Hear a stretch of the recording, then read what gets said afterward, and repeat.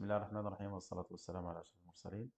Donc après la démarche de calcul, après avoir vu la partie théorique, on passe maintenant à la présentation des études de cas qu'on va traiter dans la suite de cette formation.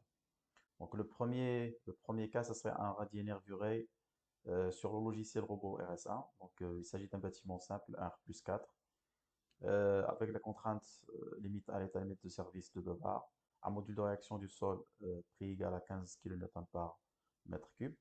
Et nous avons également des charges sur le radier. Donc cette partie-là sera détaillée en explication dans la partie de l'étude de cas. Donc nous avons une charge permanente du revêtement qui est de prise égale à 2 kN par mètre carré. Une charge permanente du dallage, donc vu que nous allons avoir une dalle du radier, plus des nervures, plus un sol, plus un dallage, donc il faut prendre en considération le poids du dallage dans le calcul. Nous avons un dallage de 13 cm avec un poids par mètre carré, donc c'est 0,13 fois 15 kN, ça nous donne 3,25 kN par mètre carré.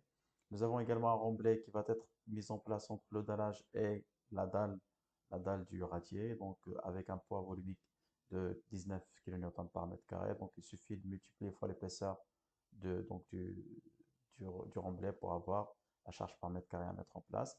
Et nous avons une charge d'exploitation sur l'hypothèse d'un parking. Donc c'est juste un exemple de 3,5 kN par mètre carré. Donc ça c'est le premier étude de cas qui sera traité en détail depuis la modélisation du radier jusqu'à le calcul de ferraillage théorique donc des éléments de structure. Le deuxième étude de cas, donc le deuxième cas, ce serait un radier dalle sur le logiciel CP4. Donc cette fois-ci, c'est un bâtiment R plus 7 avec deux sous-sols. La contrainte du sol est prise égale à 3 bars. Un module de réaction de 50 kN par mètre cube.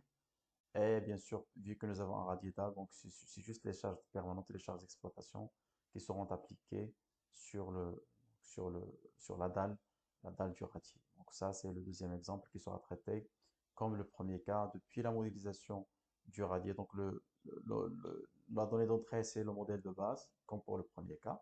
Ce qu'on va faire dans cette étude de cas, c'est de modéliser, de prédimensionner, de modéliser, de charger et de dimensionner, de vérifier le radier sur le logiciel. Donc le premier cas, c'est sur le deuxième, ce sera sur le logiciel CP4.